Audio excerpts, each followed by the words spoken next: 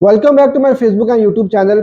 यार आज की वीडियो एक तरह से Barcelona news roundup type of video है। बार्सिलोना से रिलेटेड जितनी भी इस वक्त अपडेट्स आ रही हैं वो सारी की सारी मैं कवर करने की कोशिश करूंगा। ट्रांसफर मार्केट के हवाले से भी बात करेंगे और उसके अलावा जो बाकी की खबरें हैं, जो अपडेट्स हैं, वो भी आपके साथ मैं इस वीडियो में शेयर करूंगा। तो वीडियो इंटरेस्टिंग होगी, वीडियो को आखिर तक जरूर देखिएगा और वीडियो अच्छी लगे तो लाइक करना ना भूलिएगा और चैनल को सब्सक्राइब करना बिल्कुल ना भूलिएगा। तो सबसे पहले यार बार्सिलोना की पहली जो इम्पोर्टेंट न्यूज़ है वो ये है कि बार्सिलोना की जो आने वाले सीजन की जर्सी है, होम जर्सी, वो बार्सिलोना ने जो है लॉन्च कर दी है। और लामीन यमाल जो बार्सिलोना के गोल्डन बॉय हैं इस वक्त, वो बेसिकली बहुत ज़्यादा डिमांड में है, उनकी जर्सी बहुत ज़्यादा डिमांड में है। और जैसे ये जर्सी स्टोर्स पर लॉन्च की गई उसके थोड़े ही देर के बाद से लामीन जमाल की जर्सी जो है वो आउट ऑफ स्टॉक चलेगी, जो स्पेशली वो वाले साइजेस जो ज़्यादा डिमांड में रहते हैं। तो अब क्लब जो है बेसिकली वो काम कर रहा है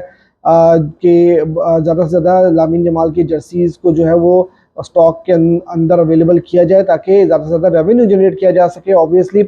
और ये एक्सपेक्टेड भी था, पहले से एक्सपेक्ट किया जा रहा था कि लामीन यमाल काफ़ी ज़्यादा उनकी जर्सी डिमांड में रहेगी और बिल्कुल उसी तरह से सारी चीज़ें जो हैं वो गई हैं। अगर जर्सी की बात कीजिए तो यार जर्सी मुझे बहुत खूबसूरत लगी है।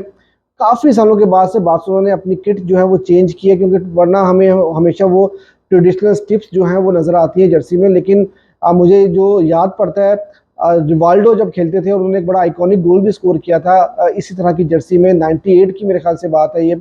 और उसके बाद 2009 में भी जो बार्सिलोना की जर्सी थी, जब बार्सा ने चैंपियंस लीग भी जीती थी और मेसी का बड़ा आइकॉनिक गोल था अगेंस्ट मैनचेस्टर यूनाइटेड, वो जो हेडर मारते हैं वैंडर सर के अगेंस्ट, तो वहाँ पर भी कुछ इसी टाइप की ही जर्सी थी। तो जर्सी मेरे ख्याल से चेंज होनी ज़रूरी थी और काफ़ी खूबसूरत जर्सी लगी है, क्योंकि एक ही स्टाइल देख देख के जो है ना वो हमेशा ये लगता है कि यार ये तो पिछले साल जैसी ही जर्सी है। तो ख़ास तौर पे वो टीम जिनकी स्ट्रिप्स वाली जर्सी होती है उनकी जर्सीज में ज़्यादा जो है वो आपको चेंजेस नज़र नहीं आती। लेकिन इस बार बार्सिलोना ने एक काफ़ी अच्छी और खूबसूरत जर्सी नाइकी के थ्रू लॉन्च की है। अब इसके अलावा जो दूसरी इंपॉर्टेंट न्यूज़ है वो है नाइकी की डील के हवाले से। देखो नाइकी की डील बहुत ही इंपॉर्टेंट है, स्पेशली 1:1 के ऊपर आने के लिए। और ये जो डील बार्सिलोना उनके साथ साइन करने जा रहा है, इसकी डिटेल्स मैंने आपको ऑलरेडी बता दी है, काफ़ी दफ़ा मैं एक्सप्लेन कर चुका हूँ। अब ये डील की जो खबर आ रही है वो आ रही है कि बार्सिलोना जो प्री सीजन के लिए यूएस टूर करेगा, वहाँ पर जो है इस डील को अनाउंस किया जाएगा। और ये डील बहुत ही इंपॉर्टेंट होने जा रही है, क्योंकि इसमें साइनिंग बोनस काफ़ी बड़ा होगा, अराउंड 80 to 100 मिलियन के करीब। और उसके अलावा 120 मिलियन की जो है वो ये डील होगी अगले 10 साल के लिए। तो बार्सिलोना के लिए ये बहुत इंपॉर्टेंट डील इस सेंस में है, जैसे मैंने आपको बताया कि 1:1 के ऊपर बार्सा को आना है, तो ये डील साइन करना बहुत ही ज़्यादा ज़रूरी है। और इसके अलावा मैं आपके साथ जो ट्रांसफ़र विंडो के हवाले से जो न्यूज़ आ रही है वो आपके साथ शेयर करता चलूँ। देखो यार पहली बात तो ये कि 1:1 के बारे में अभी भी कोई ख़ास अपडेट्स नहीं आई, लेकिन टेबास के जो स्टेटमेंट्स आए हैं, उसके अलावा जो बार्सिलोना के कैंप से स्टेटमेंट्स आ रहे हैं, उससे ये लग रहा है कि बार्सिलोना बहुत क्लोज़ है 1:1 तक पहुँचने के लिए। और जितनी भी बार्सिलोना की साइनिंग्स होने जा रही है वो 1:1 पे बहुत ज़्यादा डिपेंडेंट हैं। अब अभी की जो खबर आई है वो ये आ रही है कि भाई इस टाइम के ऊपर ओल्मो और निको विलियम्स के साथ तो आप जानते हैं कि ऑलमोस्ट पर्सनल टर्म्स भी ऑलरेडी उनके साथ जो है वो फाइनलाइज हो चुके हैं। सिर्फ अब 1:1 के ऊपर आना बाकी है ऑफिशियली, तो तब बार्सिलोना उनको साइन कर लेगा। लेकिन अभी इस वक्त जब मैं ये वीडियो बना रहा था उससे तकरीबन आधा घंटा पहले ओल्मो के बारे में खबर आई है, दानी ओल्मो के बारे में, कि बार्सिलोना ओल्मो और निको विलियम्स दोनों को साइन करना चाह रहा है। और ओल्मो को ऑलरेडी बार्सा ने कॉन्ट्रैक्ट ऑफर भेज भी दिया है। 6 साल का कॉन्ट्रैक्ट ये होगा, 60 मिलियन की फ़ी होगी विद फिक्स्ड एंड वेरिएबल्स जो होंगे वो 60 मिलियंस के होंगे। लेप्जिग को बार्सिलोना ये पे करेगा। अब यार देखो ओल्मो की साइनिंग के में मैं आपको एक बात बताऊं कि ओल्मो काफ़ी देर से लिंक है बार्सिलोना के साथ। और पहले ये भी आ रहा था कि निको विलियम्स के साथ नहीं जाया जाएगा, ओल्मो के साथ जाया जाएगा। आपको याद होगा ये यूरो से पहले की स्टोरी है सारी। अब ओल्मो को लेकर बार्सिलोना फैंस जो है ना वो बहुत ज़्यादा कंफ्यूजन का शिकार रहे हैं। पहले जब ओल्मो का नाम लिया जा रहा था और निको विलियम्स को कहा जा रहा था कि शायद निको के साथ नहीं जाएंगे, ओल्मो के साथ जाएंगे, तो वहाँ पर लोग काफ़ी ज़्यादा मजाक उड़ा रहे थे। लेकिन अब ओल्मो ने जिस तरह से यूरोस में परफॉर्म किया है स्पेन की तरफ से, और लेप्जिग के साथ भी उनकी परफॉर्मेंस बड़ी ठीक ठाक रही है, तो वहाँ पर अब बातें जो हैं वो ये हो रही है कि यार ये तो बड़ी हाई प्रोफाइल साइनिंग है और बार्सिलोना को साइन करना चाहिए। तो ओपिनियंस जो है फुटबॉल के अंदर, वो नैरेटिव्स ओपिनियंस जो हैं वो बिल्कुल इस तरह से चेंज होते हैं। तो अब आपको समझ में आया कि ओल्मो जो है वो बार्सिलोना क्यों टारगेट कर रही थी, क्योंकि उनकी परफॉर्मेंसेज आप देखें, और निको विलियम्स के साथ वो खेले हैं यूरोज में स्पेन की तरफ से, साथ में लामीन यमाल के साथ खेले हैं, तो उनका लिंकअप प्ले भी बहुत अच्छा बना, कॉम्बिनेशन काफ़ी अच्छा बना। और बार्सिलोना अगर अगर इनको साइन कर लेती तो मेरे ख्याल से ये बार्सिलोना के लिए बहुत अच्छा होगा। इस वक्त दो प्रायोरिटीज़ है बार्सा की, निको विलियम्स और ओल्मो। लेकिन मेरा एक प्रॉब्लम है यहाँ पर, मेरा प्रॉब्लम ये है कि यार आप ओल्मो को भी लेके आ जाओगे, आप निको विलियम्स को भी लेकर आ जाओगे, क्या हम डीएम के लिए नहीं जा रहे? ये एक बहुत बड़ा सवाल है, क्योंकि देखो पिछले पूरा सीजन आपने स्ट्रगल इस वजह से किया था कि आपके पास कोई प्रॉपर डीएम नहीं था।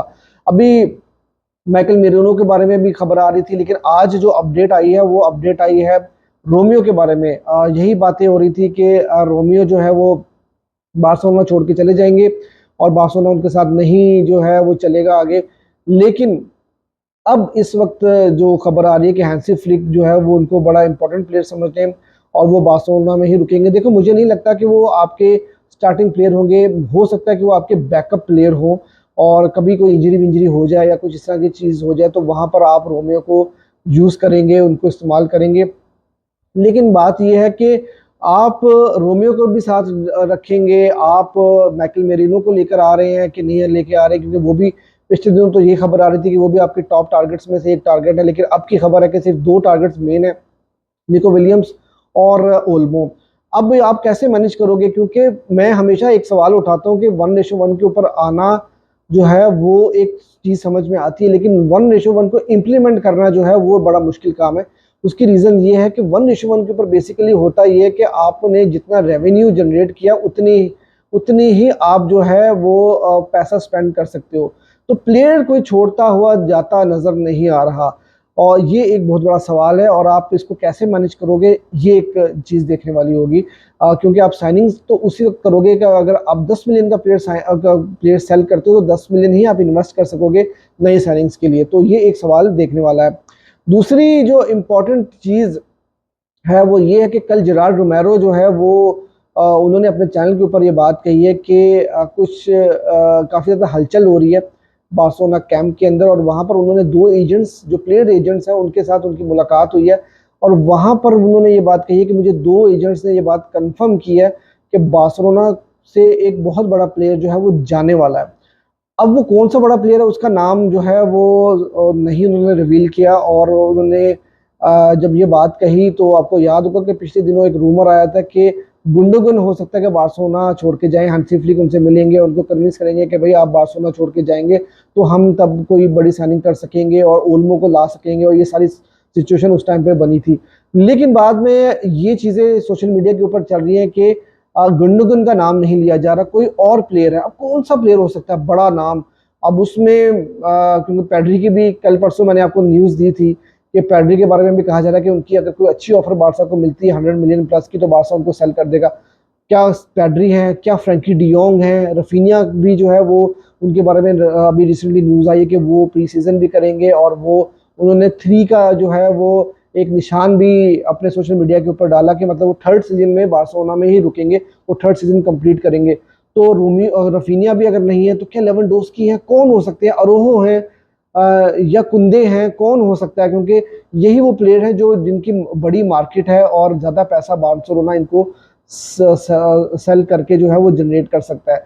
तो अभी तक नाम तो नहीं आया, लेकिन ये सारी की सारी सिचुएशन जो वो बन रही है, इससे अब थोड़ा मेरे ख्याल से वेट करना पड़ेगा और फिर उसके बाद हमें शायद थोड़ा आइडिया हो। लेकिन ये जितनी भी रूमर्स आ रहे हैं, जो सारी चीज़ें हो रही हैं, इनकी जो कंफर्मेशन है वो टाइम के साथ ही होगी। और मैं हमेशा एक बात बोलता हूँ कि ये जो आपकी ट्रांसफ़र विंडो होती है, जब तक ये ख़त्म नहीं होती, रूमर्स और कहानियाँ और ये सब चीज़ें जो है वो चलती रहेंगी। लेकिन बीइंग कंटेंट क्रिएटर और बार्सिलोना फ़ैन, और क्योंकि मैं बार्सिलोना के ज़्यादा रिप्रेजेंट करता हूँ अपने चैनल के ऊपर, तो मेरे जो फॉलोअर्स हैं वो भी बार्सा से ही रिलेटेड हैं, तो वो बीइंग कंटेंट क्रिएटर ये मेरा काम बनता है कि जो भी अपडेट्स आ रही हैं वो मैं आपके साथ शेयर करूँ। तो ये थी अब तक की अपडेट्स। वीडियो आपको पसंद आई हो तो वीडियो को लाइक करना ना भूलिएगा और चैनल को सब्सक्राइब ज़रूर कीजिएगा।